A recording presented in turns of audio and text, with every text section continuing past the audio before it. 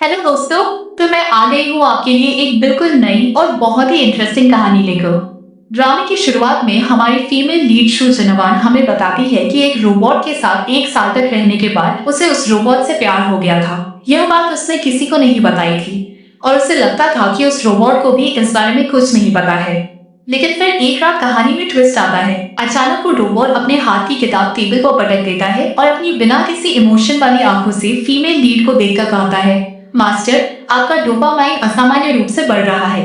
यह सुनकर हमारी फीमेल लीड डर के मारे सुन्न पड़ जाती है। वो रोबोट उठकर उसके पास आता है, उसकी लिप्स पर उंगली रखता है और कहता है, प्रोग्राम के अनुसार मुझे आपकी सभी असामान्य स्थितियों को ठीक करना होगा।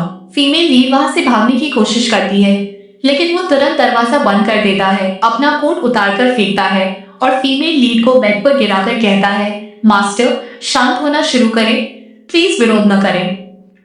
इसके बाद हमें फ्लैशबैक दिखाते हैं जहां हमारी फीमेल लीड एक टेक कंपनी में रोबोट्स देखने गई थी। वहां सबसे आखिरी में एक कांच के बॉक्स में उसे हमारा मेन लीड रोबोट दिखाई देता है, एकदम हैंडसम, चौड़े कंधे और आंखें बंद किए हुए। तभी एक रिसर्चर आकर उससे कहता है, ये रोबोट हर मायने में परफेक्ट है, बस इसमें एक ही कमी है, इसमें कोई इमोशन चिप नहीं डाली जा सकती, जिससे ये किसी प्यार नहीं कर सकता। लेकिन हमारी फीमेल लीड को उसकी यही बिना इमोशन वाली शांत और ठंडी पर्सनालिटी अट्रैक्ट कर लेती है। वो उसे खरीद कर अपने घर ले आती है और उसका नाम शू जिनान रखती है। शू जिनान एक परफेक्ट गार्ड की तरह हमेशा फीमेल लीड के साथ रहता है। वो ना तो कपड़ों में नखरे करता है और ना ही किसी और चीज में। कई अमीर लोग उसे भारी कीमत देकर फीमेल लीड से खरीदना चाहते थे, लेकिन वो हमेशा मना कर देती थी। एक दिन बार में एक चालाक लड़की हमारी फीमेल लीड को जबरदस्ती शराब पिलाकर बेहोश कर देती है।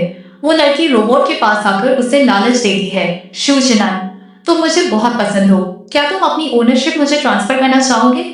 मैं तुम्हें इससे बहुत बेहतर रखूंगी, जरा सोच लो। लेकिन हमारा रोबोट बिना किसी एक्सप्रेशन के उसे घूरता है और चेतावनी देते हुए कहता है, रोबोटिक आवाज में कहता है, चेतावनी, मेरी मास्टर के प्रति आपके बुरे इरादों को रिकॉर्ड कर लिया गया है। अगर आपने आगे कुछ भी किया तो मेरा डिफेंस सिस्टम चालू हो जाएगा। Greater than. इसके बाद वो शू जनवान को गोद में उठाता है और वहां से ले जाने लगता है। घर लाकर वो बहुत ही प्यार और सावधानी से फीमेल लीड के कपड़े बदलता है और उसका चेहरा साफ करता है। शू जिनवान सोचती है कि वो ये सब किसी प्यार की वजह से नहीं, बल्कि अपने सिस्टम प्रोग्रामिंग की वजह से कर रहा है। लेकिन फिर भी धीरे धीरे वो उसकी तरफ और अट्रैक्ट होने लगती है। एक और सीन में दिखाया जाता है जब शू जिनवान अपनी सहेलियों के साथ पार्टी में बहुत ज्यादा ड्रिंक कर लेती है।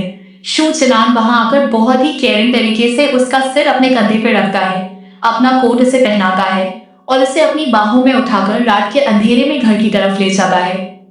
अगले दिन कैफे में उसकी बेस्ट फ्रेंड उससे कहती है, तुम्हारा ये रोबोट कम और तुम्हारा बॉयफ्रेंड ज्यादा लगता है। माना कि रोबोट में फीलिंग्स नहीं होती, लेकिन इंसानों में तो होती हैं। सच बताओ, क्या तुम्हारा दिल उस पर आ गया है? ये सुनकर फीमेल लीड आईने में अपना लाल होता हुआ चेहरा देखती है और उसे समझ आ जाता है कि उसे वाकई उस बिना दिल वाले रोबोट से प्यार हो गया है। अंत में उनके साथ रहते हुए एक साल पूरा हो जाता है। हमारी फीमेल लीड ने टेबल पर बहुत सारे टेस्टी खाने के साथ एक रोमांटिक डिनर तैयार किया है। वो रोबोट के सामने बैठी है और फाइनली हिम्मत जुटाकर उससे पूछ ही लेती है, शू जिनान, क्या तुम कभी किसी को पसंद कर